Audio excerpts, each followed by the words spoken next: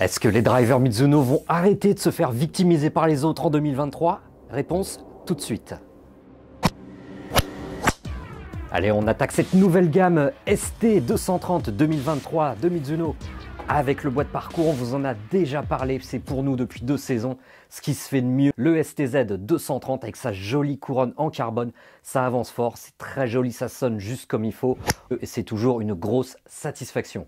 Le petit hybride ST230 avec sa toute petite tête noire, il est tout mignon, rien à dire de positif ou de négatif. C'est à vous d'essayer et de vous faire votre propre avis, mais RAS de ce côté-là au niveau de l'hybride ST. Et de nouveaux drivers, le STZ pour commencer, celui qui est censé être fait pour les joueurs du tour et les joueurs de compétition, c'est lui qui donnera le moins de spin et des trajectoires le plus droites que possible. Et le deuxième, le STX avec une trajectoire légèrement endro, selon Mizuno, et théoriquement une allure plus rassurante à l'adresse. Mais bon, ça on a 2 allures quand même très identiques, vous verrez pas la différence selon nous. Comme toute la nouvelle gamme, ces drivers sont dotés de la Cortec Chamber. C'est une bande en polymère qui fait le lien entre la couronne en carbone composite et la face en titane. Et ce qu'il faut savoir, c'est que le titane et le carbone ne peuvent pas être reliés directement. Fallait un lien pour le faire, un chaînon, et c'est cette Cortec Chamber en polymère qui le fait. Ça fait 4 ans que la marque japonaise court après les miles et là, ils pensent avoir trouvé la bonne formule et c'est ce qu'on va vérifier maintenant.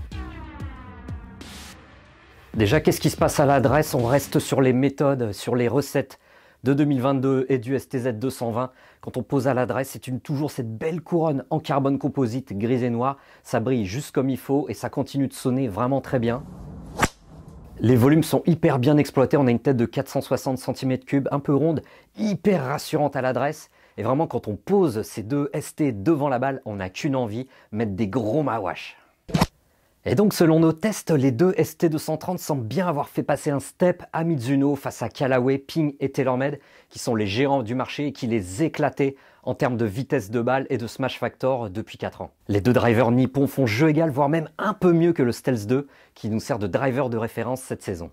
On a fait plusieurs séries de tests avec ces ST, ça se joue à rien du tout et rien de révolutionnaire offert par Mizuno, mais le progrès est là, les chiffres sont là, on a un petit miles en plus de vitesse de balle, un smash factor au-dessus et une distance totale supérieure d'environ 2-3 mètres par rapport au TaylorMade.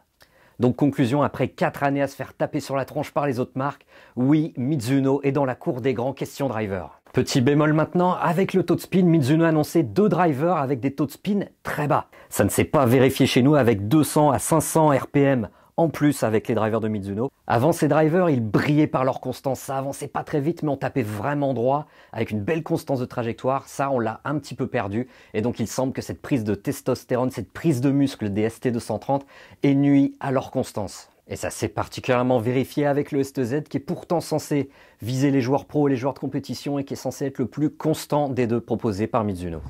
Et pour le STX, au niveau de la correction du slice, on s'en est pas aperçu, ça s'est vraiment pas confirmé sur nos tests, à la différence du SFT G430 de Ping ou du Stealth 2 HD, ça ne corrige pas le slice aussi bien et ça nous donne peut-être un très léger effet de draw, mais pas plus. En tout cas, cette tête STX, c'est elle qui a été la plus performante en termes de ball speed et de distance. Allez, conclusion sur ces ST230, toute la gamme sera disponible en février et il y a même un 3e driver qu'on n'a pas encore testé. C'est une version qui s'appelle le STZ Platinum, 30 grammes plus léger et parfait pour les vitesses de swing plus lentes. Et pour finir, le tarif, 549 € seulement on va dire, c'est une centaine d'euros de moins que la concurrence qui est autour de 630-640 € cette année du côté de Ping, TaylorMade et Callaway. Et ça, ce rapport qualité-prix, ça va aussi au crédit de ces ST230 de Mizuno.